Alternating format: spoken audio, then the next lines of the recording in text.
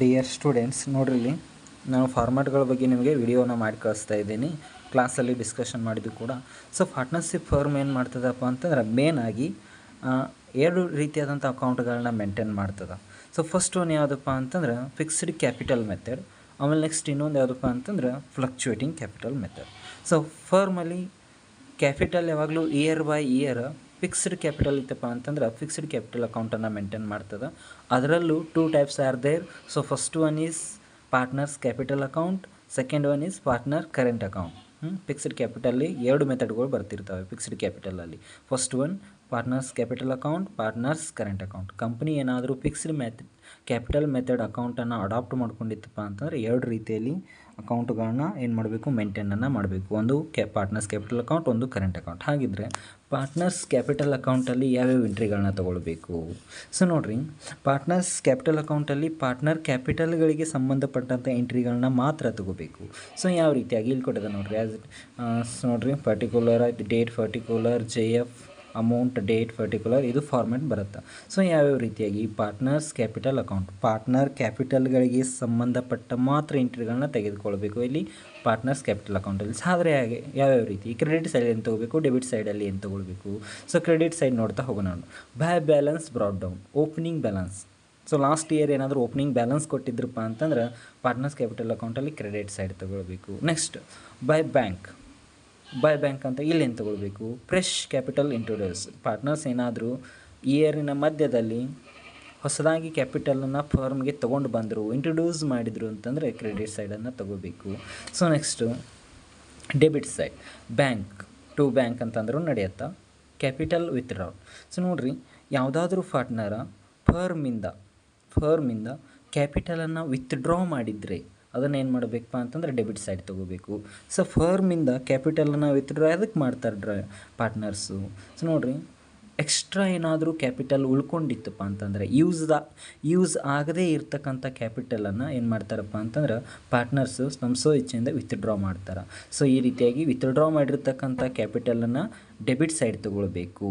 ಈ ಕಡೆ credit side opening balance ತೊಗೋಬೇಕು, ಆಮೇಲೆ ಅಡಿಷ್ನಲ್ ಕ್ಯಾಪಿಟಲ್ ತೊಗೊಳ್ಬೇಕು, ಹೊಸ ಇಂಟ್ರೊಡ್ಯೂಸ್ ಮಾಡಿದ್ದು. ಸೊ ಟೋಟಲ್ ಮಾಡ್ಕೋತೀರಿ, ಒಂದು ವ್ಯಾಲ್ಯೂ ಬರ್ತದೆ. ಸೊ ಅದನ್ನು ಕ್ರೆಡಿಟ್ ಸೈಡ್ ವ್ಯಾಲ್ಯೂವನ್ನು ಡೆಬಿಟ್ ಸೈಡ್ ತೊಗೊಂಬರಿ. ಇದೇನು ವಿತ್ಡ್ರಾ ಆಗಿರ್ತದಲ್ಲ ಅದನ್ನು ಮೈನಸ್ ಮಾಡಿ ಲಾಸ್ಟ್ ಒಂದು ಅಮೌಂಟನ್ನು ಇಲ್ಲಿ ಲೆಸ್ ಮಾಡಿ ಇಟ್ಬಿಡ್ರಿ. ಅದೇ ಏನಾಗಿರ್ತದೆ, ಬ್ಯಾಲೆನ್ಸ ಕ್ಯಾರಿ ಡೌನ್ ಆಗಿರ್ತದೆ. ಸೊ ನೋಡಿರಿ, ಇನ್ನೊಂದು ಸಲ ರಿಮೈಂಡ್ ಮಾಡ್ತಾಯಿದ್ದೀನಿ. ಪಾರ್ಟ್ನರ್ಸ್ ಕ್ಯಾಪಿಟಲ್ ಅಕೌಂಟಲ್ಲಿ ಕ್ಯಾಪಿಟಲ್ಗೆ ಸಂಬಂಧಪಟ್ಟಂಥ ಎಂಟ್ರಿಯನ್ನು ಮಾತ್ರ ತೊಗೊಳ್ಬೇಕು. ಅದು ಓಪನಿಂಗ್ ಬ್ಯಾಲೆನ್ಸ್ ಆಗಿರ್ಬೋದು, ಅಡಿಷನಲ್ ಕ್ಯಾಪಿಟಲ್ ಆಗಿರ್ಬೋದು. ಕ್ರೆಡಿಟ್ ಸೈಡ್ ತೊಗೋರಿ. ಏನಾದರೂ ಕ್ಯಾಪಿಟಲ್ ವಿತ್ಡ್ರಾ ಆಗಿತ್ತಂತಂದ್ರೆ ಡೆಬಿಟ್ ಸೈಡ್ ತೊಗೋರಿ. ಓಕೆ, ಅದೇ ರೀತಿ ಆ್ಯಸ್ ಇಟ್ ಈಸ್. ಇನ್ನೊಂದು ಯಾವ್ದು ಅಕೌಂಟ್ ಮೇಂಟೈನ್ ಮಾಡ್ತಾರಪ್ಪ ಅಂತಂದ್ರೆ ಕರೆಂಟ್ ಅಕೌಂಟ್. ಸೊ ನೋಡಿರಿ, ಕರೆಂಟ್ ಅಕೌಂಟಲ್ಲಿ ಏನು ಬರ್ತದೆ, ಅದು ಆ್ಯಸ್ ವೆಲ್ ಆಸ್ ಈ particular amount, date, particular amount, credit, debit. So ನೋಡಿರಿ, ಹಾಗಾದ್ರೆ ಕ್ರೆಡಿಟ್ ಸೈಡಲ್ಲಿ ಏನು ತೊಗೋಬೇಕು ನೋಡಿರಿ. By balance brought down, opening balance credit.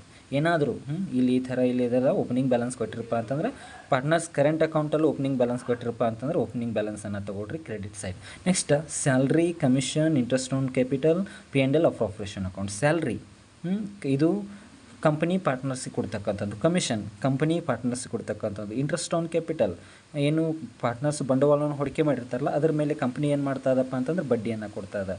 Last year profit, P&L appropriation ಅಂತಂದ್ರೆ ಲಾಸ್ಟ್ ಇಯರ್ ಪ್ರಾಫಿಟನ್ನು ಕೊಡೋದು.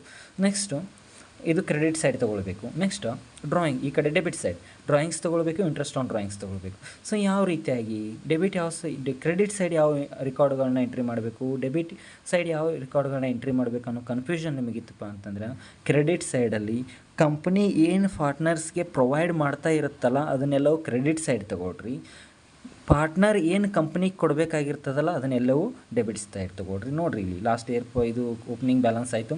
ಸ್ಯಾಲ್ರಿ ಇದು ಕಂಪನಿ ಪಾರ್ಟ್ನರ್ ಕೊಡ್ತಕ್ಕಂಥದ್ದು. ಕಮಿಷನ್ ಕಂಪನಿ ಪಾರ್ಟ್ನರ್ ಕೊಡ್ತಕ್ಕಂಥದ್ದು. Interest on capital company partner ಕೊಡ್ತಕ್ಕಂಥದ್ದು. Last year profit, P&L appropriation company ಪಾರ್ಟ್ನರ್ಗೆ ಕೊಡ್ತಕ್ಕಂಥದ್ದು. ಒಟ್ಟಿನಲ್ಲಿ partners current ಅಕೌಂಟಲ್ಲಿ ಕ್ರೆಡಿಟ್ ಸೈಡು ಏನು ಕಂಪನಿ ಪಾರ್ಟ್ನರ್ಸ್ಗೆ ಕೊಡಬೇಕಲ್ಲ ಅದನ್ನೆಲ್ಲವೂ ಕ್ರೆಡಿಟ್ ಸೈಡ್ ತೊಗೊಳ್ಬೇಕು. ಇನ್ನು ಪಾರ್ಟ್ನರ್ಸ್ ಡ್ರಾಯಿಂಗ್ಸ್, ಏನಾದರೂ ಡ್ರಾಯಿಂಗ್ಸ್ ಮಾಡಿದ್ದಂದರೆ ಅದನ್ನ ಎಲ್ಲಿ ತೊಗೋಬೇಕು, ಡೆಬಿಟ್ ಸೈಡ್ ತೊಗೊಳ್ಬೇಕು.